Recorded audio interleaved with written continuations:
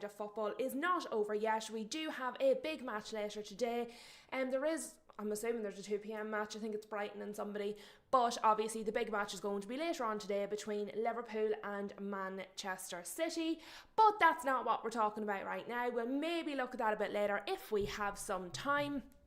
Please do smash a like as you enter into the video. I see our guest is in the house with her pot of tea already, which is exactly what we need on a nice Sunday afternoon.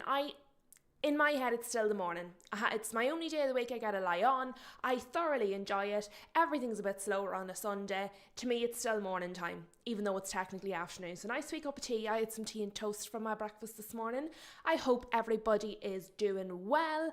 Welcome to the show, and we will start with the happy news. We'll start with the happy video. We'll start with the happy talks, and then we will get stuck into, there has been a lot of talking points raised. I think maybe some talking points that were already there that have been brought to the forefront, and some that have been reinforced, and some that are new since we had the matches Friday evening and yesterday. And we certainly did have a day of football. As we know, the 12:30 game on a Saturday can sometimes be a little bit unusual, to say the least. Nobody normally likes to be the 12:30 game because you never really know what's going to happen. It can be a little bit funny. Strange things can happen. And then obviously we did have Michael Oliver as the referee, and we know Michael Oliver can also be unpredictable. You never know what the man's going to do, and I actually thought yesterday he did a decent job. So I praise him when he does badly. I am going to give him a little bit of credit when he doesn't mess things up. Although Spurs fans may feel a little bit differently, but I thought he did okay yesterday. So we'll start going through the match, and then we will get to the talking points. Guess is letting me know here in her PJs making some homemade pasta. Doesn't that just sound cozy? That sounds just so nice on a Sunday, chilled out, relaxed, pottering about in your gym jams, making some homemade pasta. You're just, honestly, I wish I could cook the way you do, Gas. I do. But let's take a look at the match. Now, let me see if I can zoom in on my screen so you guys will be able to see it a little bit better. But I thought the match itself, it started with a really fast pace. I thought United were absolutely on the front foot. While I don't think Spurs weren't in the game, I do feel that United were definitely the more dominant team. We were certainly the more dangerous team. We were taking shots from all over the place. We had Mbeumo taking shots, we had Bruno taking shots, everybody was taking shots. We obviously had our shooting boots on. I tweeted at the time, we need to start taking these chances, because if we just keep taking shots and missing, eventually Spurs will work their way back into the match. Also, we know that Spurs have the third worst record in the first half in the Premier League so far this season. So they have conceded the third most goals in the first half of all the Premier League teams. I think before the match against us it was 18. Obviously that's gone up by another 1, so unless somebody overtook them yesterday, they will still be the third most goals conceded in the Premier League in the first half. So we needed to make the most of that. Flossie is in the house. Hello Flossie, thank you for joining. And we're just talking about what a good day United had yesterday against Spurs. But yeah, so I thought the start was fast-paced. It was what we needed to do. We were obviously aware of Spurs' first-half record. Spurs actually have not had a single win in 2026 in the Premier League, which is absolute insanity. No wins. Like, we're in February now, and we're on the 8th of February now, so it's not even like the 1st of February. Like, we are a month and a week into the new year, and Spurs have not got a win. That is not good. The pressure is just piling on, and eventually it's just going to get to boiling point. I'm surprised it hasn't already, to be quite honest with you. And a little nugget that I quite liked, Matheus Cunha has never lost a competitive game against Tottenham Hotspur, which I thought was just a nice little touch. So there was stats on both sides. United have only lost 2 games Sensational has gone into goal for us. So before this match it was 2-18, and now obviously it's 2 out of 19 games, which is a sensational record for such a young, unproven keeper that we brought in. The weight of the world on his shoulders. We absolutely know how heavy the jersey can be at Manchester United, particularly between the sticks. We have seen some very good, very talented, well-known keepers come in and not be able to carry that weight. So what Lamans is doing is just so good, and it makes such a difference for us as a team. It makes such a difference for the players on the pitch, the confidence it gives his teammates in front of him, but also it's just so understated, because many of these games that we're now getting points from, we either would have turned wins into draws or draws into losses if we didn't have somebody like Lamans on the pitch. So I just think we have got to keep singing his praises while we can, because he's doing such a good job, and for such a young man, absolutely can't say enough good things about him. But obviously all of the stats, all of the trends were not in United's favour going into this match, because Spurs were unbeaten against United since 2022. Spurs had either drawn or won the last 8 meetings between these two teams, so you wouldn't call them crazy for having some confidence going into this match that maybe this could be the match that could turn their form around and things would improve from here. So I definitely think, I certainly as a United fan, I was reasonably confident going into this match, but I wouldn't call a Spurs fan crazy for thinking that maybe they were going to go in and get at least a point out of it, and that it could have then been a platform for the rest of their season to maybe take an upturn. Obviously that was not the case, but they didn't know that in advance. So Guess is saying, I trust Lamans, but not sure he will be amazing in the future. I hope so, but will he be a Van der Sar? I doubt it. What an improvement he's been. Oh, that's a little bit negative for you, Guess. It's not like you. I actually think he's going to be fantastic. If you look at De Gea when we first got him. He wasn't great, and look how incredible he turned out to be. Now, not everybody's going to be a De Gea, but if he's this good already, this young, I don't see why he wouldn't continue to improve. So I actually think completely the other way. I think he will be amazing in the future, and I think his trajectory is like up and up and up. So yeah, but I can understand why people get nervous, because we've had some real misses with our keepers, so it's hard to be 100% positive when it comes to anybody that comes into United, because we don't always nurture them the best. But obviously in the match, I thought it started off well. I thought United started off well. We had a lot of chances here, and then obviously one of the key turning points in the match was the Romero red card.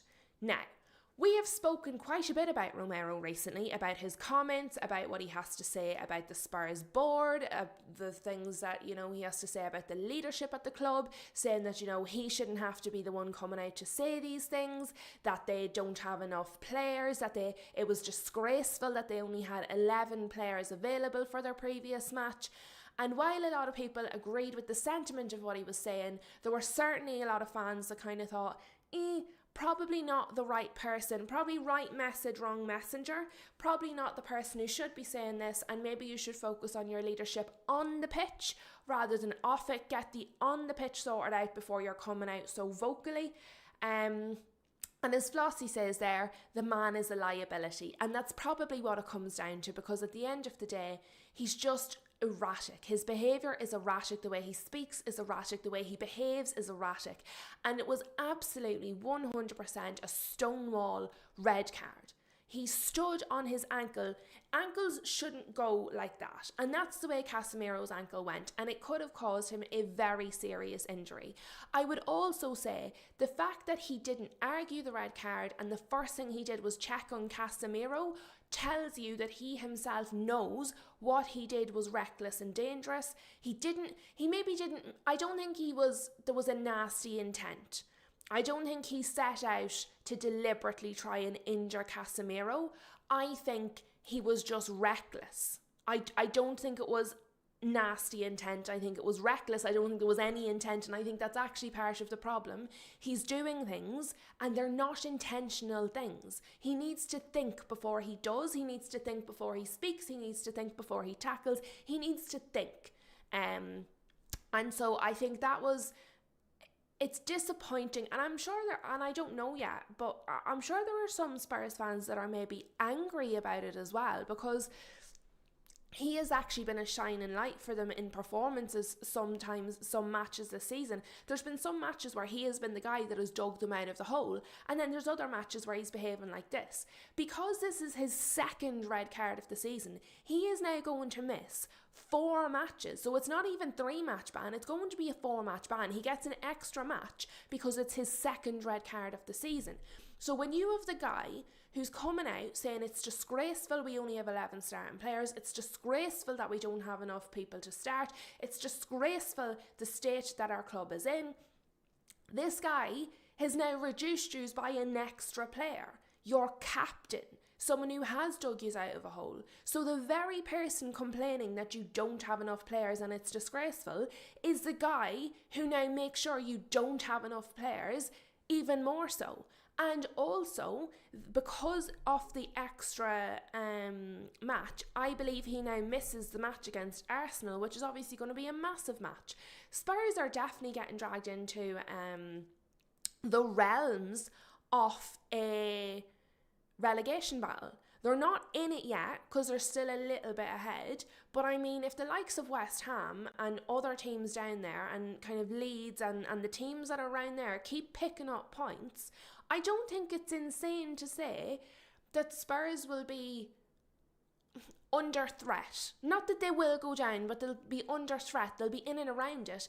After finishing 17th last season, honestly, I think it's a matter of days before Frank has to be sacked, because this is insanity. They can't keep going the way they are. They really can't. Flossie is saying he doesn't set a good example to younger players. Absolutely agree. Absolutely 100% agree. And I'm not one of these Bruno Fernandes crusaders, but for all of his faults, I do think he's professional. I do think he turns up for every match. I do think he makes himself available. He's fit. He trains. He's passionate. He might not show his passion in the way that is appealing to me, but he's passionate in the right ways. I think that he's not coming out slandering everybody else and then adding to the problem himself. So, like, as much as I do give out about Bruno Fernandes, I have to praise him in the other side, because if he was out doing what Christian Romero was doing, if he was out making statements and quotes like this and then getting himself sent off in the match, I would be absolutely furious. I would be so angry. I feel sorry for Spurs fans because they're just having such a time of it at the minute. But I will just say, I have something I want to share, which is here. Have I got it? Let me see. I have a lot of tabs for you guys because I got myself prepared. I'm going to play a little video for you. Let me know if you guys can hear it. I'm going to press play now. But basically, I'll read it out first. Romero has now been sent off 6 times across all competitions since making his debut for Spurs. The most of any Premier League player within that period. I find that very interesting, because when I read the first bit, he's been sent off 6 times across all competitions since making his debut. In my head, to be honest, I was like, 6 times doesn't seem like a lot. I feel like Roy Keane was getting off like 6 times a season. Do you know what I mean? I feel like a lot of players get red cards. The number didn't seem exceptionally high across his entire career with Spurs. So at first I was a bit like, But then the second bit, which says the most of any Premier League player within that period. So it's comparable to the same time period, to the same refereeing standards, more or less, as much as they can get it. But you know what I mean? It's not like the old days where everything was rough and tumble and there was red cards all over the place.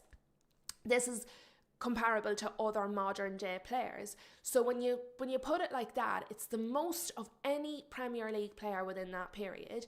That is quite a lot. And to be fair, we have criticised Chelsea, and I mean we as in a football community across the board, not we as in every individual person, have criticised Chelsea. It has been a massive kind of thread through the season that the Chelsea players, the Chelsea team, are indisciplined. They've got so many red cards and yellow cards this season. Aaron's in the house, welcome. And so I just think this Christian Romero stat I found incredibly interesting. Now, obviously, Thomas Frank is answering in the moment. He's backing his player. He's not going to turn around and be like, yeah, he's wrecked the gaff for us all. But so I'm going to play his wee quote here, and then there's a second quote that I'm going to show you afterwards. So, yeah, so Guess is saying there, Keane got 11 red cards over his career at United.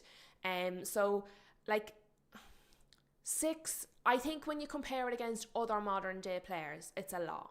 But let's play what Frank had to say, and then I'll read out his other little quote for you as well.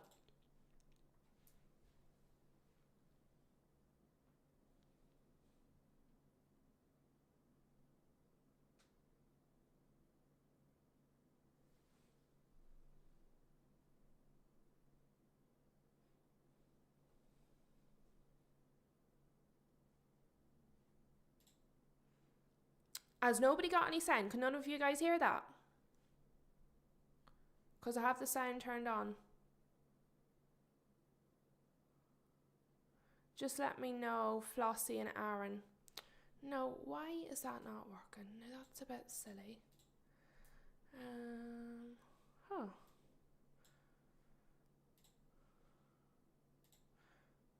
Aha. Do we see the problem? Because I have it turned all the way down to the bottom. So the trick is to turn the sound on. Right, I'm going to try it again now. I'll just play a few little seconds and then let me know if it works, and if it doesn't, I'll just let you know what he said. This is the only video I think I have. I think it's, if you look at how many red cards he has had, it's not like he had that many throughout his career. And you know, you play with passion and you play with aggression, and there's a fine line when you do that. He's got the most in the Premier League since he arrived. At the club, yeah, but not in Premier League. All Premier League players, I think. Of Premier League players. Okay, I didn't know that. Yeah. So the trick is, people, if you want to hear sound on the video, turn the sound up. Excellent. We're all learning stuff today. So obviously there you can see he's caught on the back foot. You can see he doesn't have all the information.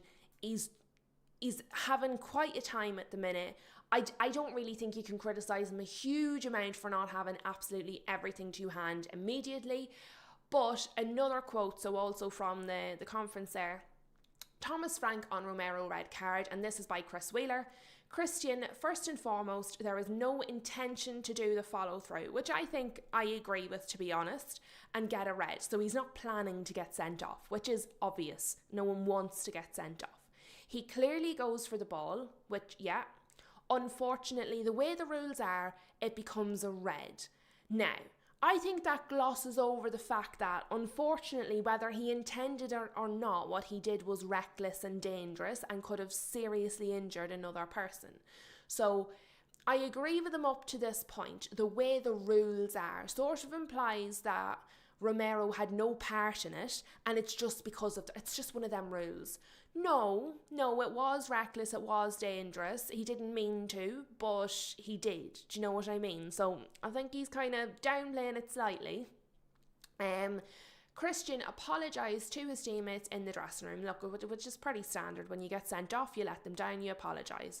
Now, just as top comment here, Alfieville says, yes, Thomas, the way the rules are means if you make a red card challenge, you get a red card, which is a leaf out of the Jamie Carragher playbook, but it's a fair comment. Do you know what I mean? It was a red card challenge. He got a red card for it. It's not just the way the rules are. It's one of them. It's a red card challenge. Let me see. Oh, this is one I wanted to share. It's Paddy Power. Now, Paddy Power, I don't know, most of you maybe don't follow it. I follow it because I find their social media posts quite funny. It's like Aldi. Their social media posts are quite funny, so I follow them just for a bit of a giggle. But they've put this out yesterday. more or less the sentiment that I was talking about actually. Christian Romero, the Spurs club captain, goes on social media to moan about not having enough players available. Then he goes and gets a 4-game ban, missing Spurs' biggest game of the season. True leader. And then at the bottom we have leadership at its finest by Sports Zone X. So most of Paddy Power's posts, to be fair, are a little bit tongue-in-cheek. They have a little bit of a giggle with it. It's all a bit sarcastic. But it is also a good point. I mean, lead on the pitch as well as off the pitch. LFC Aaron, absolutely correct, telling everybody to hit that like button. So please do smash the like button and obviously get involved in the chat.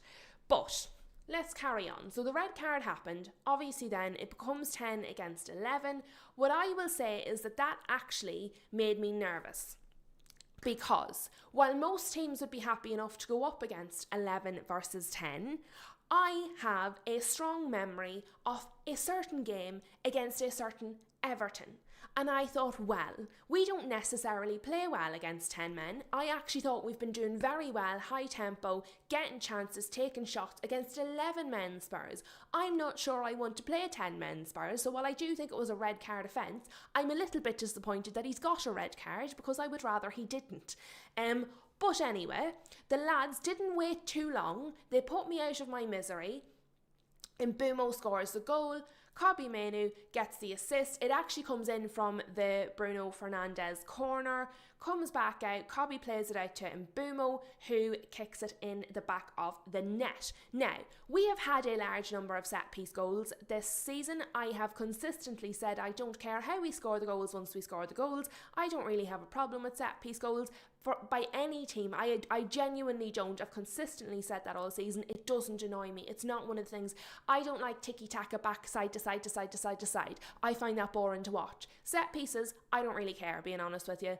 A goal's a goal. But I have seen some Arsenal fans saying, well, how come we're getting called set piece FC and United have loads of set piece goals and they're not getting called set piece FC?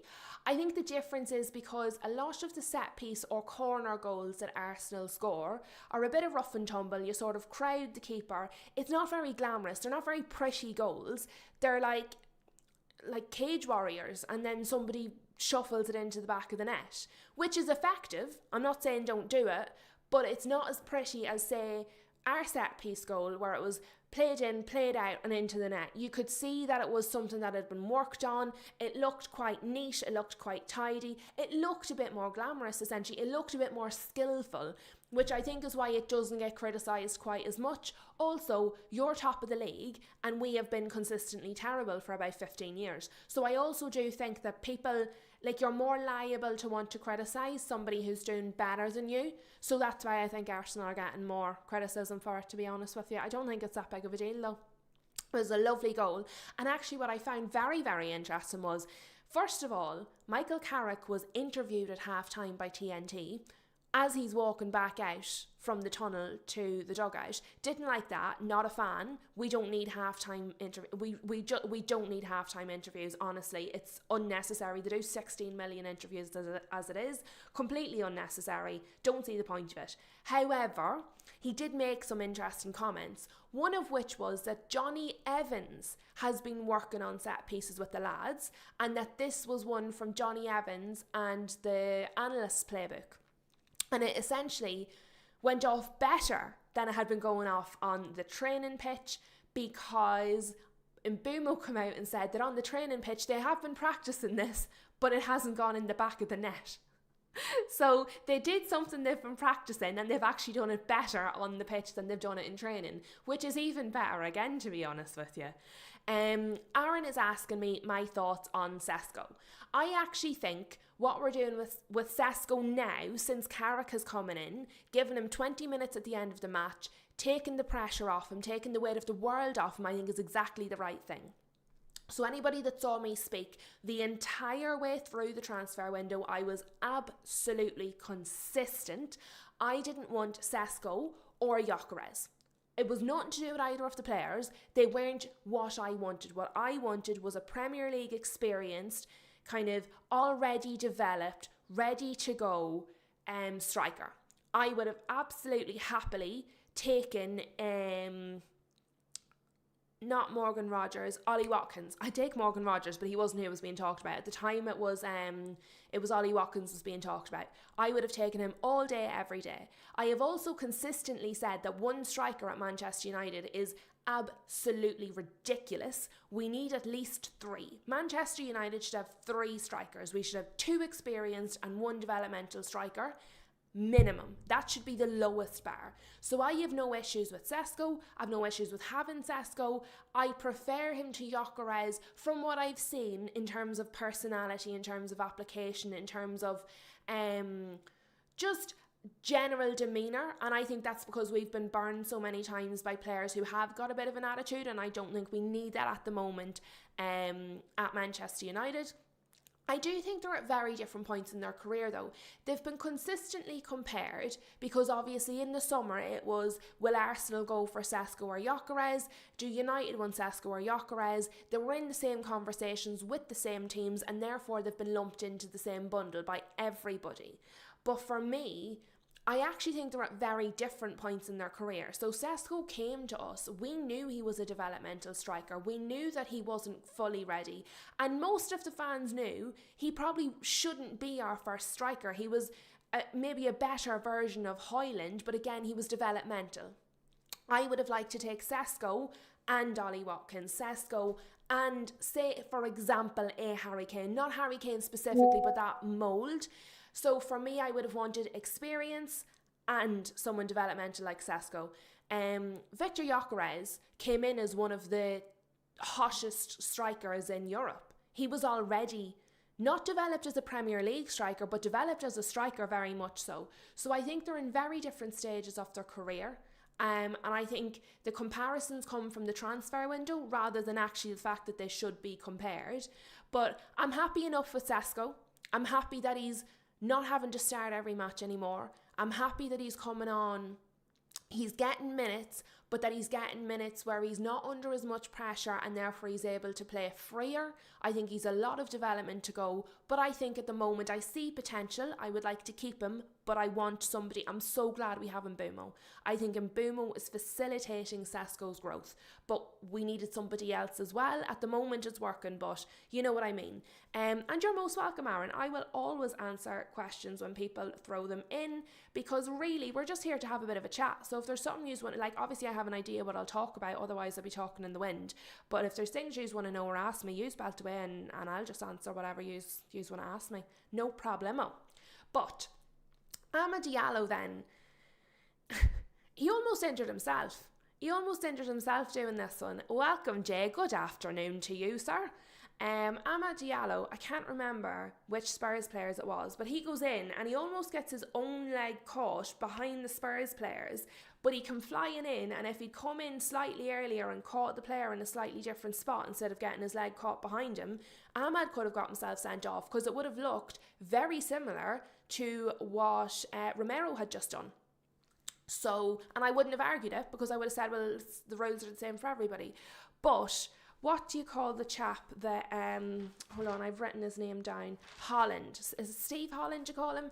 He could be heard telling Amad to be careful and not to give Michael Oliver a reason to even the teams up. So I love Amad, but sometimes you do see the fact that he's a little bit young. He gets a bit excitable and he goes a wee bit flying, but he nearly hurt himself the way his leg bent. So yeah, look, nothing else happened, but it was just something I noticed at the time. Obviously we went in 1-0 up at half time. To be honest, it actually could have been 2 or 3-0 up, because we were doing so well and Vicario had to make some serious saves, and he did. He made some really good saves that kept the score to 1-0. Otherwise this could have been much worse for Spurs at half time. I certainly would have felt a lot more relaxed about the whole thing. But then here, Udogie gets injured to the point where he has to come off the pitch. That meant that 2 of Spurs' starting back 4 were no longer on the pitch, and obviously not through any choice of their own. It wasn't like it was a tactical swap or anything. So they lost 2 of their starting back 4 against their will, which obviously, considering their team is already demolished, it's another hit for them. And I have to say, I feel for the fans, obviously not for the team because we wanted to win, but I did feel for the fans. Gary is in the house. Gary is one of Kate and Jimbo's lovely people. Did Romero red card cost us? Being honest, I don't think so. Afternoon, Lou. Are we going down? I agree with you, Gary. I don't think it cost you. I don't think it helped you, but I think you were on the back foot anyway. I think we were the better team, and I actually think we started to play worse when yous went down to 10 men. I actually think we were playing more freely when you had 11 men. I think the red card almost undid United, not Spurs. Obviously going down to 10 men doesn't help. It doesn't help the morale when it's your captain. It doesn't help because of the comments he's been making. But no, I don't think that was what cost us the match. Being honest with you, I agree with you. I also don't think you're going down, but I do think you're getting dragged into that fight. So do you know what we'll do? We'll look at the standings while we're here. So let's take a look. There's Spurs, right, on 29 points, haven't played 25 games. So Palace still have a game to play. Everyone else below you has already played. If Palace win, who are Palace playing today? Palace are playing Brighton. I think they'll probably lose. Being honest, I think Palace are going to lose. If they won, they would overtake you. If they draw, they'll overtake you. But I don't think they will. I think Palace will lose to Brighton. So we'll say that they're going to lose and they're staying on that number of points, okay? But the fact that you were on the same number of points as Palace and Leeds is not good, because the only thing that's keeping you there is goal difference. Given that you now have Romero out for 4 games and you don't know how serious the injury is to Udogie, then you could start leaking more goals there. Leeds, as we've seen, are unpredictable. And to be honest, Leeds are a decent team. They've been doing well. They played well actually in their match. Was it yesterday or was it Friday they played? Friday Leeds played and smushed Forest. So for me, I think if Leeds hadn't had a poor spell for 3 or 4 matches prior to that, they could be above you. They're not, but they could have been. So if you continue to stumble and Leeds continue to do well again, they will go above you potentially. Palace, I think they're on a downward spiral. I think they're actually more likely to be relegated than you guys. Forest are a funny one. Forest are 1 win away, so you lose, they win. It's 1 game week the difference. That could make it. 23 points, it's 6 points. The reason I don't think you'll go down is because I think Crystal Palace are going to be worse than yous for the rest of the season. I think Forest are probably going to be worse than yous for the rest of the season. And I don't think West Ham can pick up enough points to passes. I think Leeds will probably passes. I think yous will probably finish 15th or 16th. But I don't think yous will be drastically above the relegation zone in terms of points. But part of your problem is this. Let me show you this. Thomas Frank has the worst win rate of any Big 6 club manager in Premier League history. Now, when we think of some of the dreadful win rates, even just at United, let alone through the Premier League, that takes some doing, because we have had some really, really rough rates. So straight away you can see some of they've listed them here. Ralph Ragnick, who obviously was at United, his win rate was 41%, which was appalling. We kept him like a few months.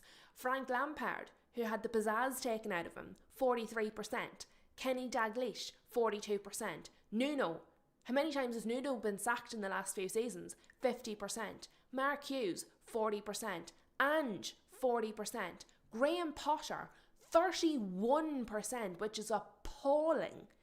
Roy Hodgson, 35%. Our very own, sacked as well, Ruben Amorim, 32%. And then you have Thomas Frank, below the whole lot of them, 28%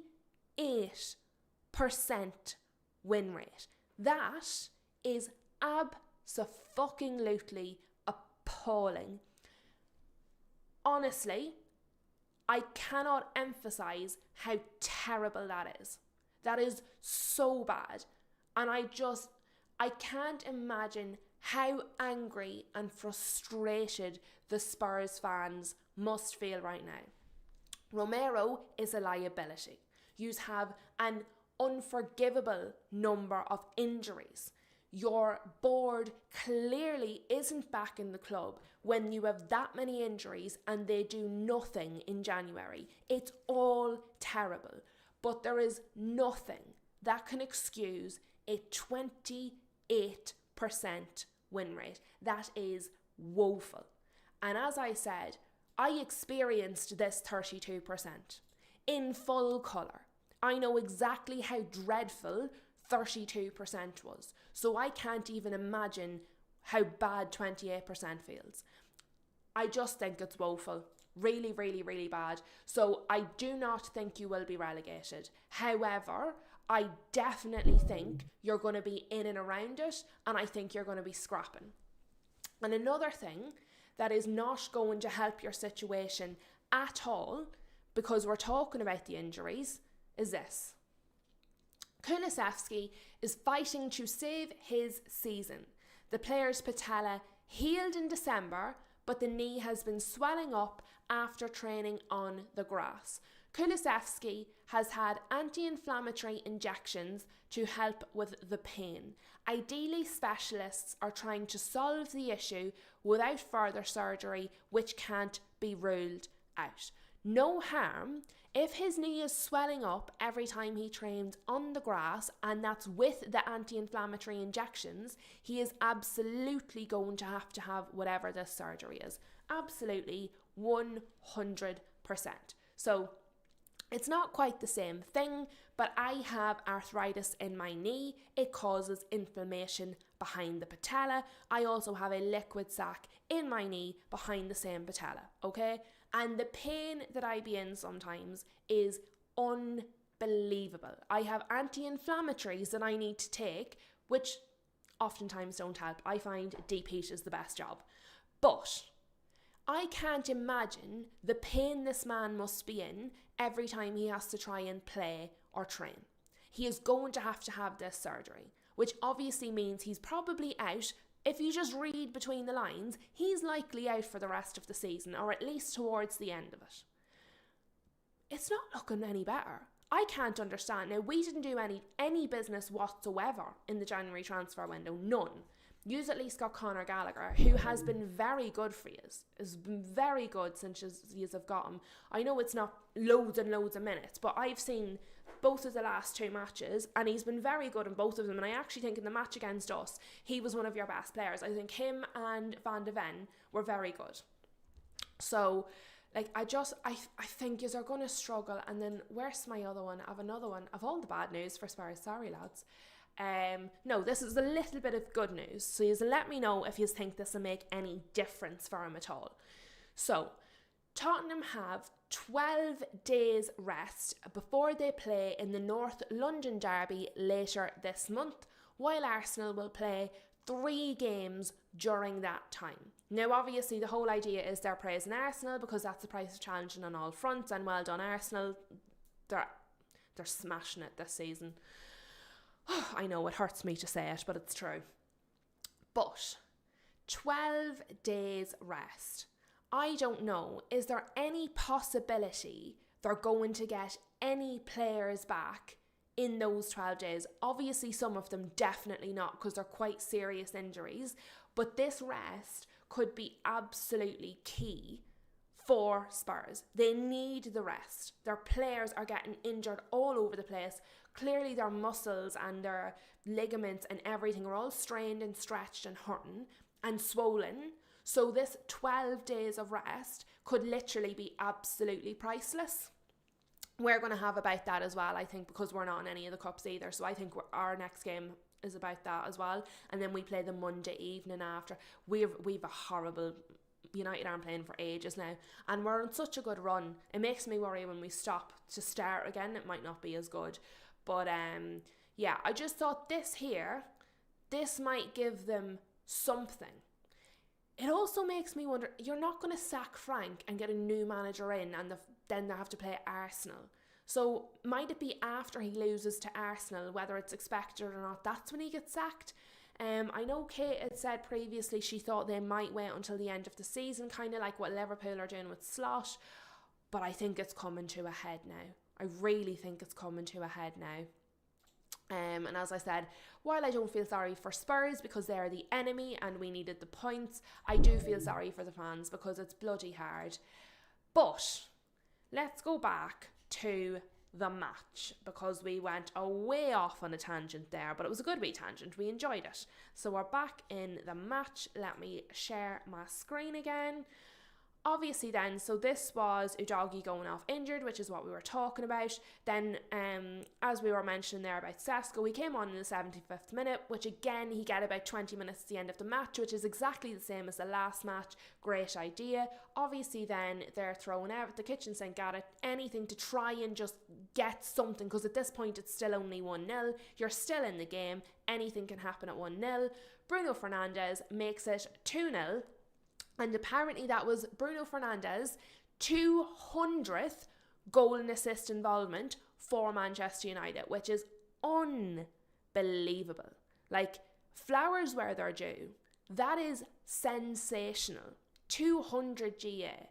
He's just, and I think, he's been moved back to 10. He's like the player when we got him originally. See, when we first got Fernandes, he was unbelievable. And I think then he kind of over the years sort of dropped off and he wasn't himself. And I think I don't like him as a captain, but I think then even as a player he had dropped off a bit from his own standards. But I think from Carrick's come in, from the formation's gone back, from he's back in his own position, he feels like original Bruno again. I feel like we're seeing the best of Bruno, which is phenomenal, because when you get the best of Bruno, he's one of the best there is. So I'm over the moon with this development, and I hope he keeps it up, and I hope it doesn't fall off again. I hope he stays at that level, because when he's at that level, he's fantastic. And it's really nice to see. So I'm glad. Obviously then at 2-0, you know the game's more or less over. We make some more changes. Mazraoui gets some minutes. And Mbeumo's off because obviously you don't want him getting hurt or anything. You don't want these players getting hurt when you've won the game now. So you're getting your other players minutes in. Lovely to see Tyler Fletcher coming on the pitch then as well, because we've seen a bit more of Jack than Tyler. So I thought it was nice to see see Tyler on the pitch. We obviously finished 2-0. This image, I love it. I just love it. Like, I adore Casemiro. I think he's unbelievable. He's an unbelievable player. He's so professional. He's so good. He's so talented. He's hardworking. But this image, I just think is phenomenal. It's such an image to have as a United fan, and genuinely it makes me happy to see. So obviously, as you might be able to tell, I thoroughly enjoyed the match. Now let me go back. We did touch on Leeds. It was Leeds that played. Yes, Leeds beat Forest 3-1. Let's go back. Arsenal beat Sunderland 3-0. Now, look what I did. I'm not done saying nice things about Bruno. I went to my next tab, lads, and I moved on too fast. I'm too quick.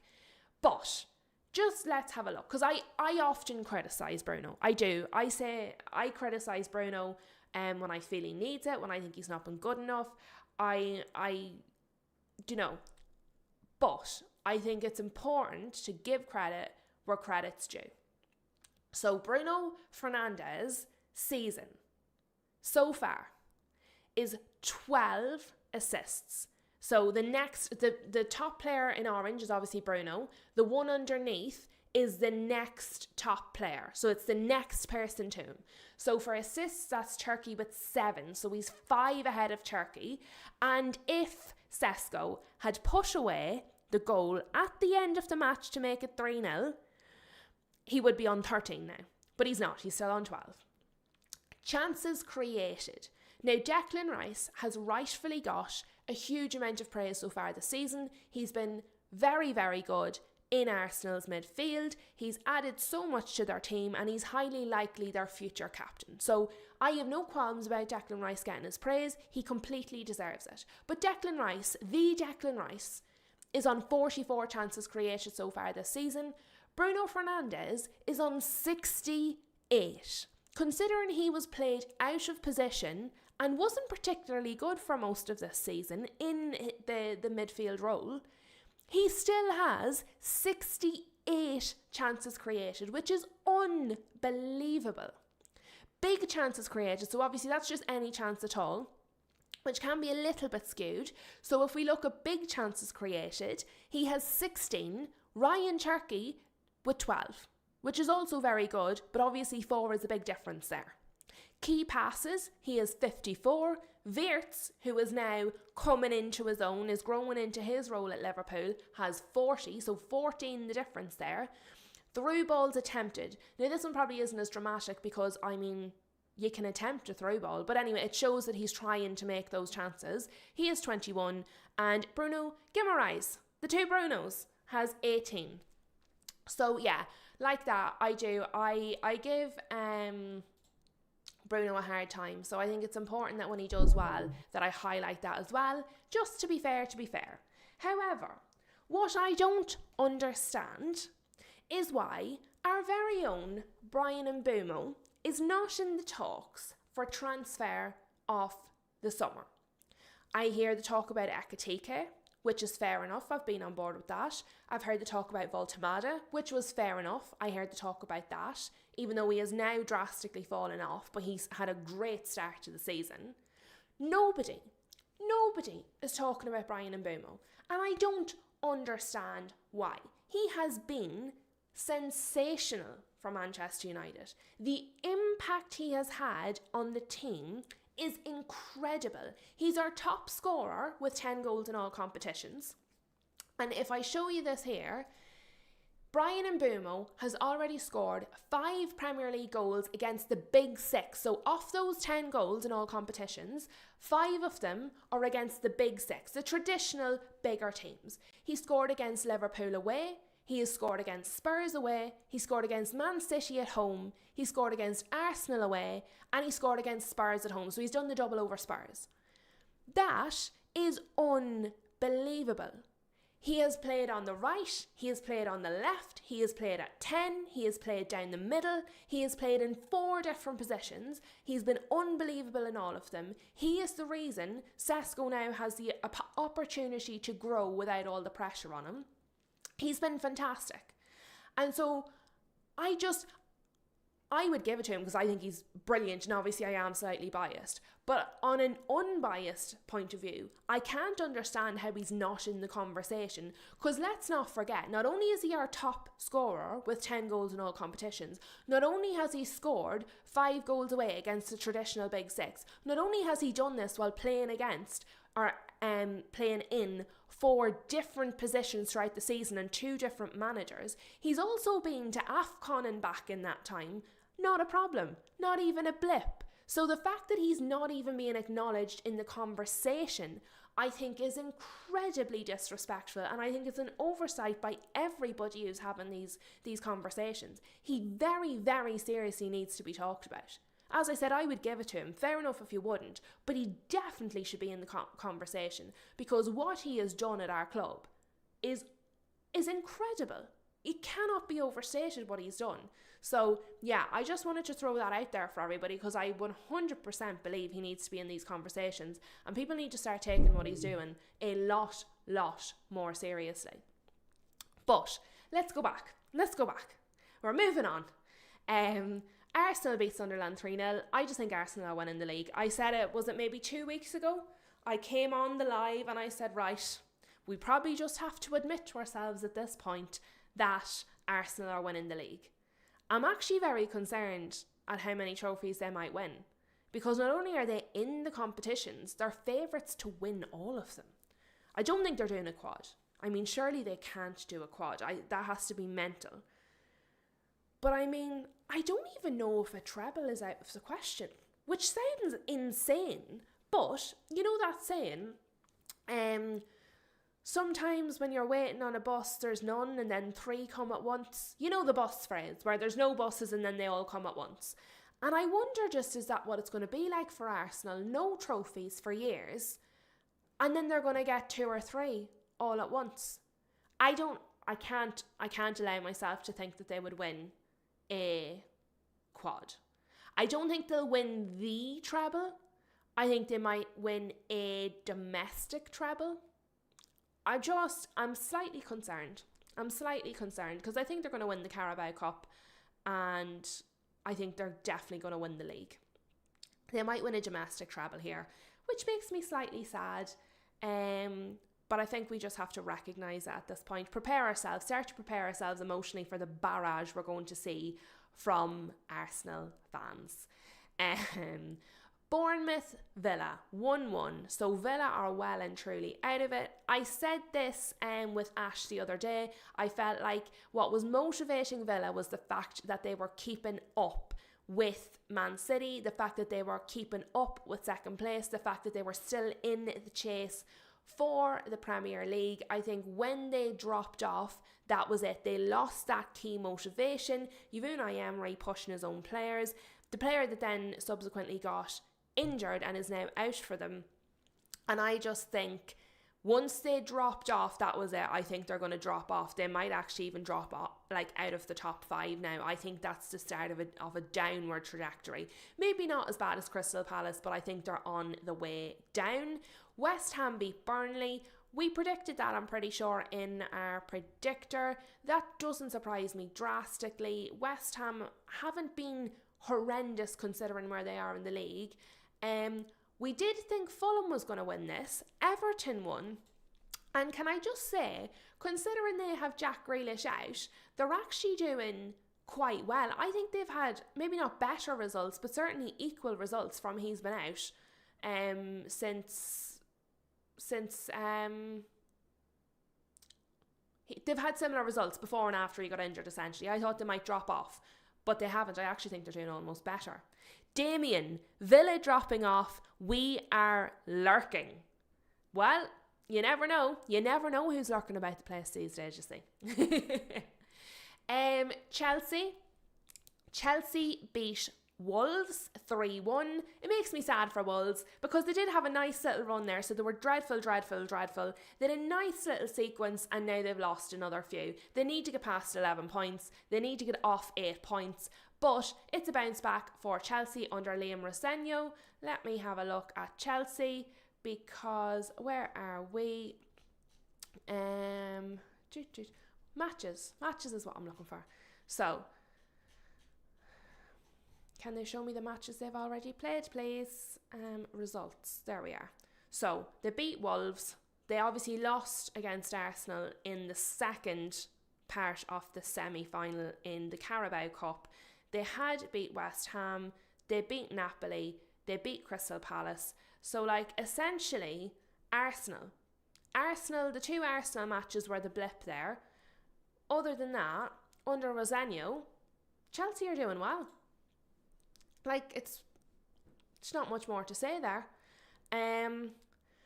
Now, Mama Flossie, you might need to close your eyes and ears for this part. Stay in the chat, but close your eyes and ears for this part because obviously we do look closely at Newcastle because we have our Flossie and Ash. So I have learned more about Newcastle this season than I ever knew before. But it was not a good result. It wasn't a good match.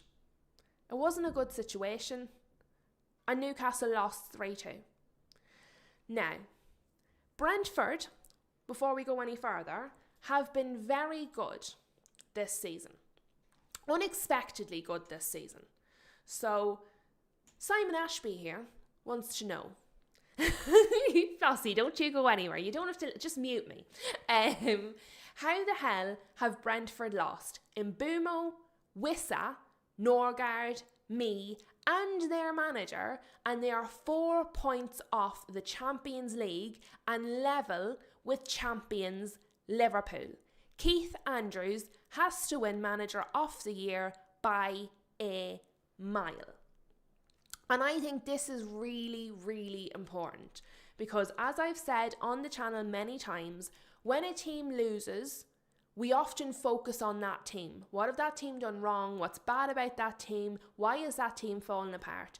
And we fall into this trap of not talking about the team that won, the winners, the team that achieved what they wanted to achieve. And while we are going to speak about Newcastle, I do think that this is very important because when we did, after the third international break, myself and Ash had a chat on the live and we said, who do we think is going to drop down? Who do we think is going to move up? It's a run now of the Premier League. What do we think is going to happen between the third international break and then the one we have upcoming this year? And we agreed, the one thing we agreed on was that Brentford were in 10th at the time and they were going to drop down. It was the one thing myself and Ash both said, yeah, guaranteed, 100%, Brentford's going to drop down into it. All these teams are going to move up, Brentford are going to drop. That, folks, spoiler alert, is not what has happened. Brentford are now in 7th and, as the post said, on level points with the Liverpool, but also almost on level goal difference. To be fair, Liverpool are going to play against Manchester City today, so that might change. Liverpool might go up to 42 points, they might go up to 40 points, they might not. They might actually, their goal difference could get worse. Brentford, if Liverpool lose today, Brentford could move up into 6th. So it could actually be even more serious. It could be ahead of Premier League champions Liverpool, which is even mentaler. Not a word, obviously, but you get my sentiment. So I do think it's important. It's not that Newcastle were beaten by some fiddly team. It's not that it was Nottingham Forest. It's not that it was Crystal Palace. It's not that it was Burnley. It was Brentford. Brentford that are in 7th and potentially could be in 6th by the end of today. A very good Brentford that have absolutely rallied. So while it's quite bad for Newcastle, I'm not sure it's as dramatic as it feels, if you get what I mean. And I think, really, I agree with Simon here. I think, and who is Simon? Let's have a look. He's the acting head of comms for Dudley Group NHS. Okay, so Simon knows what he's talking about. He knows how to comm with people. But Keith Andrews, very good. Very, very good. And when we were talking about, at the start of the season, when we're talking about the kind of up-and-coming managers, the new exciting managers, we were talking about Glasner, who is now, his popularity levels have dropped off, and we were talking about Areola. They were the new glam team in the manager department. Keith Andrews, subtle, quiet, understated, very good. And Damien is saying, well done, Brentford. It's just whether they can sustain it until the end. Well, I have to say, I can't doubt Brentford anymore. Myself and Ash doubted them previously, and we were incorrect. We were wrong to think they couldn't continue how they were going. They actually improved. So you're right, Damien. It might not be sustainable. They might drop off. What I would say is, the last time I thought they were going to drop off, they absolutely made a holy show of me and didn't drop off at all. So I probably need to keep my mouth shut when I say that I think people are going to drop off. Otherwise, it'll be my own team. But that does now. We've given Brentford their flowers, which is important. And, let me see. I've clicked the wrong button here. We have given Brentford their flowers, but we do now need to look at Newcastle, because it's not good for Eddie Howe. It's really not. And I know that the Newcastle fans as a whole have been quite patient. I know, speaking to Flossie and Ash, they're kind of give it till the end of the season. They've been trying to back him. He got them the Champions League football. Newcastle fans really, really, really don't want to turn on their manager. They don't. However, I think there does have to be a point where you look at it and say, he's not performing. He's not performing, which he admits here in his own press conference. So Keith Downey, who we have become very familiar with this season, Keith Downey reports Eddie Howe's quotes from his press conference. There is a harsh reality for me. I need to think long and hard about me. I need to work better and do more. Work out solutions. I need to take full responsibility for what you see on the pitch. I always feel under pressure, so it's irrelevant to me. The pressure I put on myself couldn't be more extreme. I'm obviously not doing my job well enough. It's a difficult moment for us. There's no denying it. Today we have to take full accountability. Now, as a United fan, I'm jaded by these kind of comments because I have had manager after manager after manager after manager come out and make these kinds of comments. So when I hear a manager, while Eddie Howe may be completely genuine in what he's saying, while Eddie Howe might mean every single word of that, and while Newcastle fans might go, do you know what? He's recognised it's not good enough. He's taken accountability. He wants to do better. I will hold my patience for a little bit longer, which I can understand. As a United fan from the outside who's not emotionally involved, looking in, I'm just like, man, don't talk about it, just do it.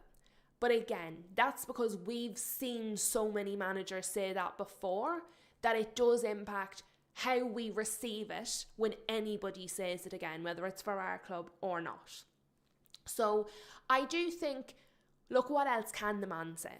He's either going to come out deluded and be like, no, we were the better team, it was bad luck. Or he's going to come out and be honest and say, it's not good enough, we need to look at ourselves. So it's either take responsibility himself or throw his players under the bus. So most managers with a few marbles are going to take the blame themselves. So it's not that I'm criticising what he said, it's that it doesn't mean anything to me.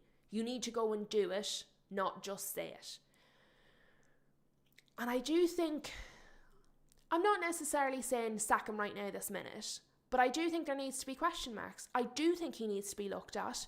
And I think don't do what Spurs are doing with Frank and wait until it's far too late and the crisis has taken hold. Look in advance and say, okay, do we need to action this before it spirals even worse? Is it that we have come to the end of the road together? Or is it that this is a bad patch that we can improve? So I suppose it depends how much credit he has in the bank with the club as well as the fans. Jay is saying Spurs need to get rid of their manager. They absolutely do. Damien is saying, in my opinion, Eddie Howe was just supposed to be a stepping stone for Newcastle to achieve greater and better things. I don't know, because I think Eddie Howe feels like a match for Newcastle, but maybe not a match for the owners. So he seems like a match for the club, maybe not necessarily the owners. So there might be a bit of a mismatch there, which I agree with. I don't think he's in the Frank sort of category yet. I think he's maybe in the Arne Slot category. And what I mean by that is, has won a big trophy, has brought success to a club, but is now underperforming and running out of brownie points, basically. So I don't think he's in the Frank coach. I think he's in the Arne Slot bus, which is interesting because people have been calling for Arne Slot to be sacked. Flossie is saying, if he was to go, who could we bring in? There's nobody out there who we could get. And I said this at the time when I was actually talking about Frank originally. I can't even remember. I was talking about a few managers at that time, but I think Frank was one of them. Might have actually been Slot was the other one. And I said, I think some of them might still be in their job for exactly the reason that Flossie is pointing out there. Who do you get in?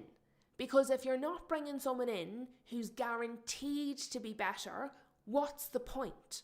And I actually think it's a talk that's happening now about the future of Manchester United. Do you know, should Michael Carrick be in with a shout? If he's not, then there's certain managers you have to exclude from the running. Because if they are not categorically proven clear of Carrick, then you shouldn't be bringing them in if you're refusing to interview him. And I agree with Flossie's sentiment then. Unless the person you would be bringing in is absolutely categorically better than Eddie Howe, you shouldn't be getting rid of him. But that tells me that your board or whoever it is needs to be working on this should be working currently on potential replacements that they feel would be better than Eddie Howe. because whether they intend to sack him or not, I think every club should have contingencies.